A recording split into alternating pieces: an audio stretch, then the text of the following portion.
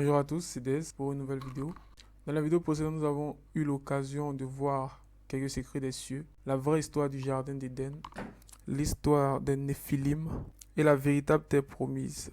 Je sais que beaucoup ne sont pas d'accord avec ce qui a été dit, mais je suis désolé, c'est la pure et simple vérité.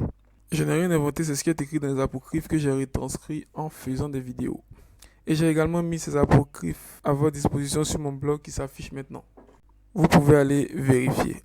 Pour tous ceux et celles qui regardent mes vidéos et qui ne sont pas encore abonnés à ma chaîne, je vous encourage à vous abonner parce que lorsque tu t'abonnes, tu reçois automatiquement des informations à chaque fois qu'il y a de nouvelles vidéos. Et plus nous avançons dans les vidéos, plus les secrets révélés seront de plus en plus cruciaux. Ce serait vraiment dommage que vous ratiez cela. Par exemple, il y a des gens qui vont à l'église, qui croient être chrétiens, mais qui ne le sont pas en réalité. Mais ces personnes ignorent qu'elles sont en dehors de la vérité. Elles pensent connaître Jésus, mais il n'en est rien. Comment cela se fait-il? Comment le découvrir? Et que faire pour se mettre à jour? Tout cela, nous en parlerons dans la vidéo à venir. Je tiens également à vous dire que nous n'avons plus assez de temps. Le Seigneur n'est plus très loin. Tous ceux qui ont son esprit le savent. Moi, par exemple, j'ai, sous l'insistance de l'Esprit de Dieu, commencé à supprimer le superflu, le trop et l'impur dans ma vie. Toi qui m'écoutes, c'est pour toi ce message. Tu as beau prier, délivrer les gens, connaître la parole de Dieu. Si tu es dans la débauche, le sexe, la masturbation ou la pornographie, c'est le feu qui t'attend. Tu peux blaguer tout le monde, mais tu ne peux pas blaguer Dieu. Regarde la vérité en face et remets-toi sur les rails, car il arrive. Et toi le curieux qui va de religion en religion, d'église en église, ton intelligence, ton raisonnement, ta philosophie, Dieu s'en fout royalement. Continue d'hésiter et tu seras brûlé en enfer. Chaque jour que tu te lèves, c'est un cadeau que Dieu te donne pour te décider. Fais-le, décide-toi vite. Jésus n'aura aucune pitié à son retour. Il sera un lion. Et toi qui dis que Dieu n'existe pas, toi le savant, qui a une théorie pour tout, toi-même tu sais au fond de toi que tu dis des bêtises. La vie n'est pas un film de science-fiction. Continue de vivre dans ton monde imaginaire où les scientifiques sont tes dieux. Tu les rejoindras en enfer. Pour tout le reste qui croyait en Dieu et qui obéissait à sa parole, c'est le moment de vous éloigner des mauvaises compagnies et de vous retrouver dans votre intimité avec lui. Pour renforcer le lien que vous avez, arrêtez de courir derrière les pasteurs pour des miracles, le mariage, l'enfantement, le travail. Allez directement à la source en priant, car même les pasteurs eux-mêmes, ils cherchent le paradis. Ils ne l'ont pas encore reçu. Comment peuvent-ils le donner? Pour ceux qui croient que je plaisante, vous ne direz pas qu'on ne vous a pas prévenu. Pour cette vidéo, nous parlerons de l'enfance d'Abraham. Les informations sont tirées du livre des Jubilés à partir du chapitre 11 au chapitre 13. Alors c'est parti. Chapitre 11. Et dans la première année de la troisième semaine du 35e jubilé, Réhu prit pour lui une femme et son nom était Ora, fille d'Ur, le fils de Kécède.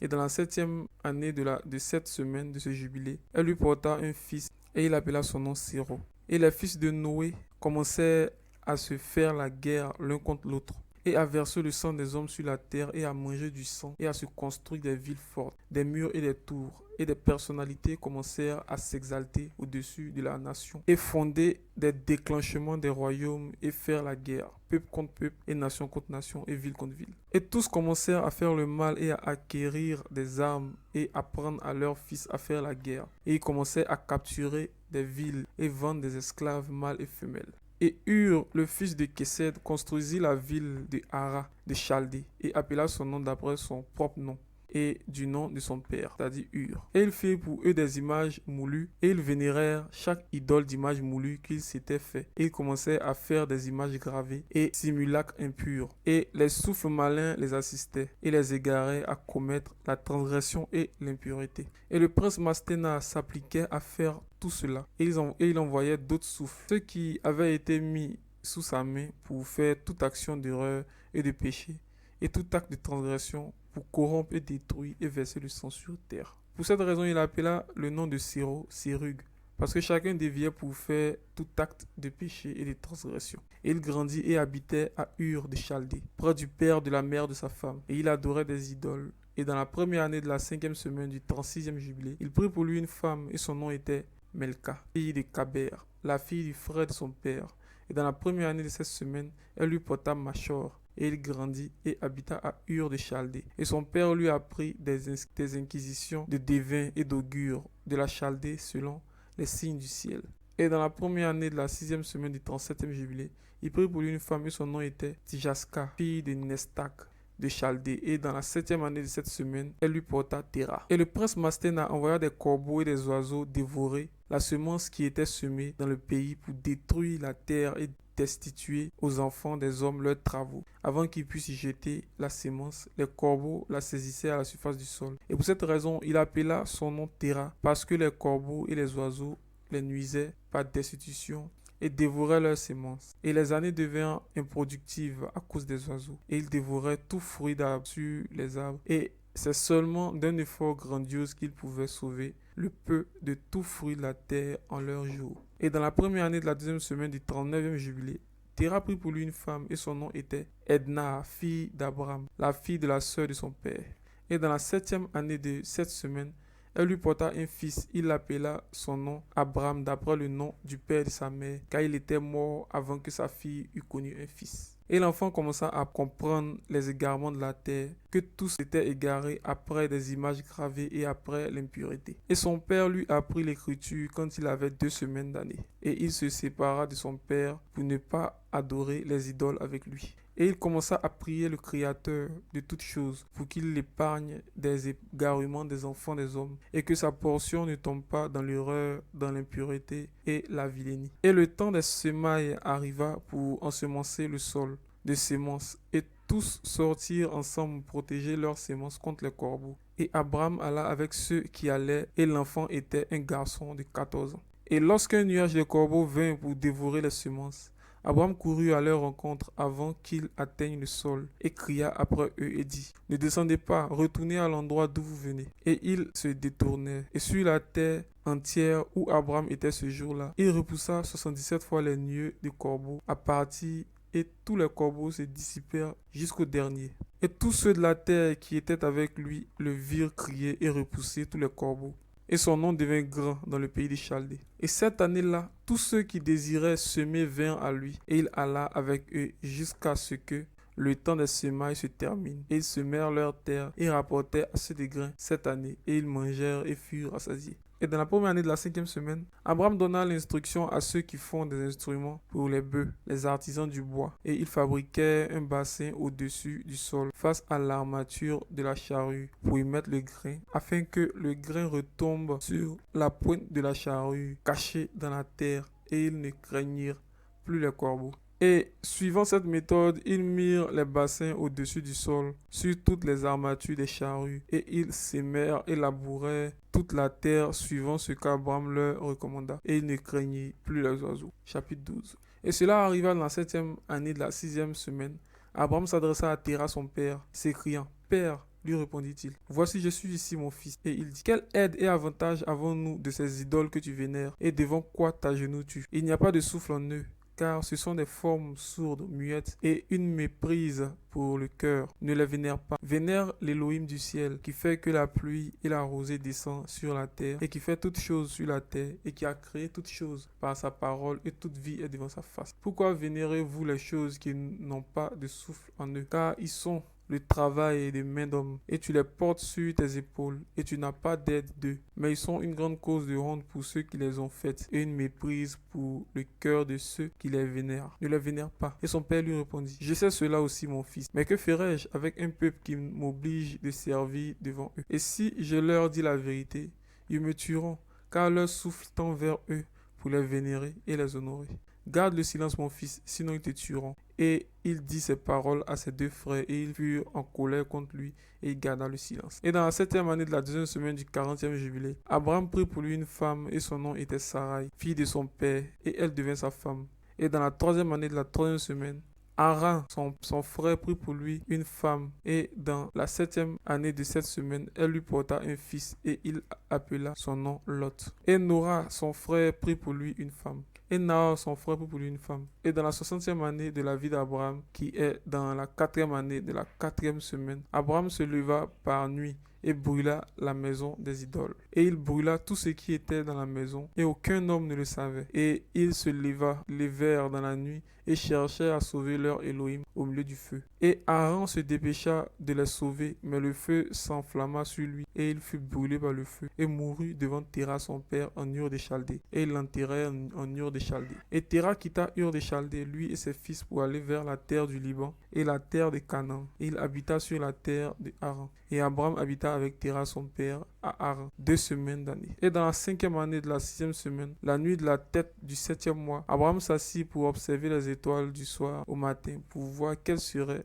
le caractère de l'année au sujet des pluies. Et ils étaient seuls lorsqu'il s'assit et observait. Et une parole vint dans son cœur, et il se dit: tous les signes des étoiles et les signes de la lune et du soleil sont dans la main de l'Éternel. Pourquoi les rechercher? S'il le désire, il fera pleuvoir matin et soir. Et s'il le désire, il le retiendrait, car toutes choses sont dans sa main. Et il pria cette nuit et dit: mon Elohim, Elohim plus haut, toi seul est mon Elohim, et toi et ton autorité est choisi, car tu as créé toutes choses, et toutes choses sont le travail de tes mains. Délivre-moi de la main des mauvais souffles, qui ont autorité sur les pensées des cœurs humains, et ne les laisse pas m'éloigner de toi, mon Elohim.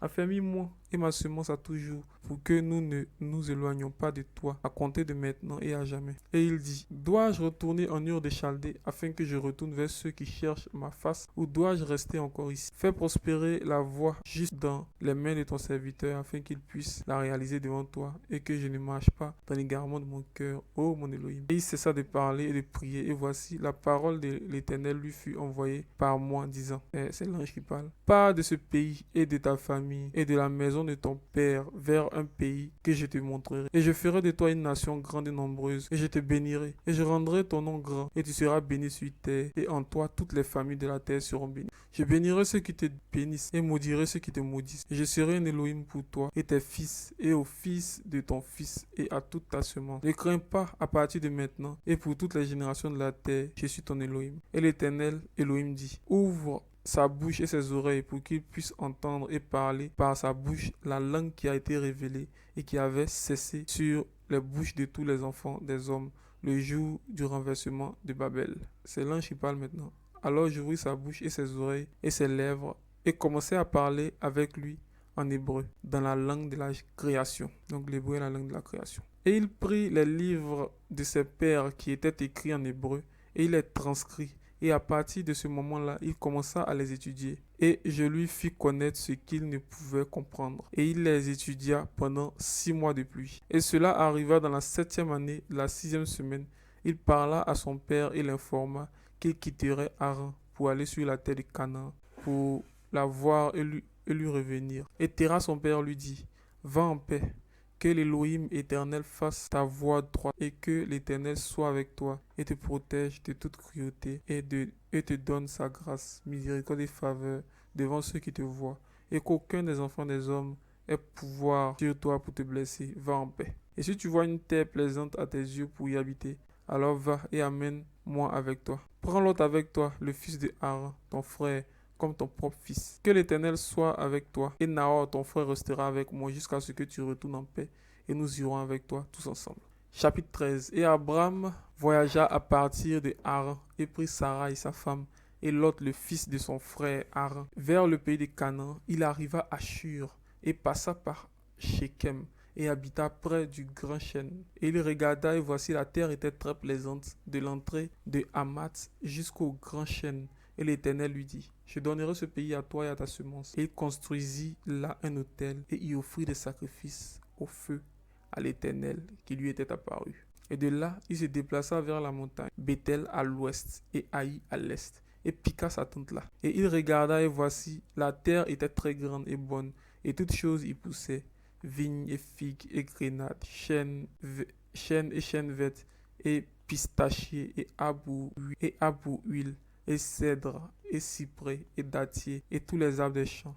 Et il y avait de l'eau sur la montagne. Et il bénit l'Éternel qui l'avait conduit hors de Ur de Chaldée, et l'avait amené sur cette terre. Voilà, c'est ici que s'arrête l'histoire de l'enfance d'Abraham. Alors, qu'est-ce qu'on retient? On retient d'abord les circonstances de la naissance d'Abraham. Abraham naît dans un moment où les enfants de Noé, qui sont poussés par les mauvais souffles, ont commencé à détruire la terre de nouveau, ont commencé à se faire la guerre et à adorer des statues. Voilà. Et le jeune Abraham qui naît reçoit le nom Abraham parce que c'est le nom de son grand-père que son père lui donne.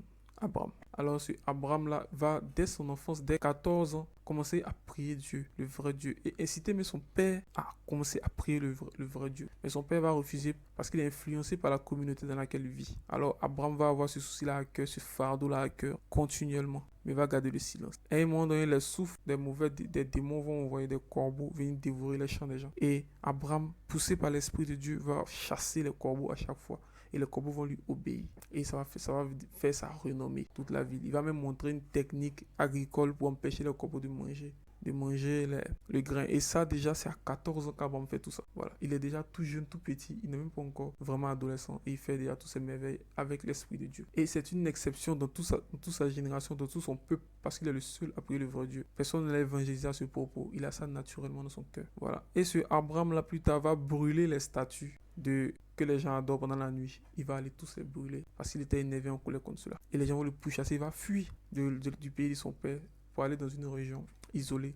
Et là, il va prier Dieu pour lui demander de l'aider, de le secourir et de lui donner la voie s'il devait retourner chez son père ou rester où il est arrivé. Et c'est à ce moment que Dieu va lui donner l'appel pour lui dire, va dans le pays que je vais te montrer. Voilà. Alors cette histoire d'Abraham est très importante à connaître. Il faut la connaître parce que les gens pensent qu'on se lève un matin et on est enfant de Dieu. On se lève un matin et on fait les miracles et on délivre des gens. C'est pas comme ça. D'abord, un enfant de Dieu, depuis la fondation du monde, tu étais déjà enfant de Dieu dans le ciel, sous forme d'esprit. Voilà. Quand tes parents te forment dans la conception physique, c'est ton esprit l'esprit qui est mis dans le corps, c'est l'esprit d'un enfant de Dieu. Donc tu vis, tes instincts, tes réflexes, toutes tes manières de voir les choses tendent vers la volonté de Dieu sans même que tu le saches. Tu aimes le mal, tu aimes la justice, tu aimes l'équité, tu aimes la droiture, tu aimes la vérité, naturellement, sans même quand tu es évangélisé. Voilà.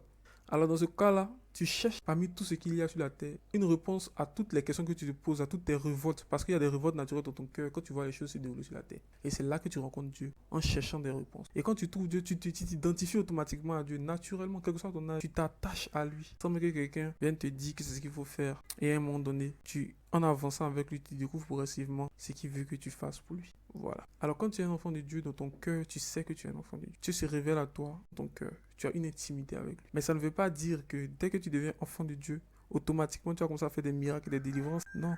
Il faut un processus. Abraham a connu Dieu à partir de 14 ans. Mais c'est à quel âge que Dieu a commencé à faire des miracles dans sa vie? Dieu l'a envoyé aller en Ur et Chaldée, dans la terre de Canaan, tout ça. Mais les promesses, Abraham a commencé à les connaître quand il était très vieux. Voilà, son enfant qui allait devenir le père de toutes les nations de la terre.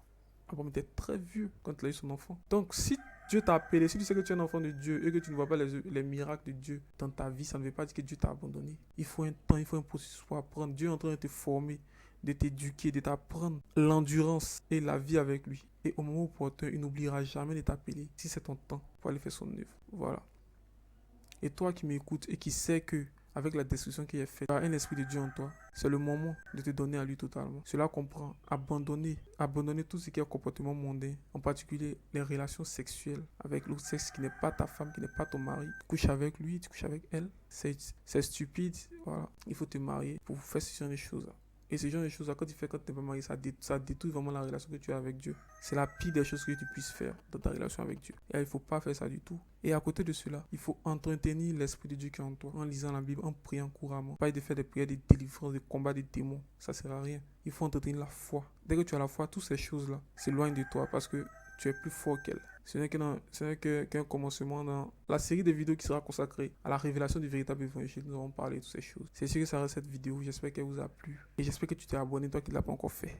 Et avant de finir, je voudrais dire que Dieu te bénisse, que Dieu mette son feu sur toi maintenant, que son Esprit Saint descende sur toi pour te toucher, pour te révéler que tu es son enfant. Au nom de Yeshua. Amen. Merci et abonnez-vous.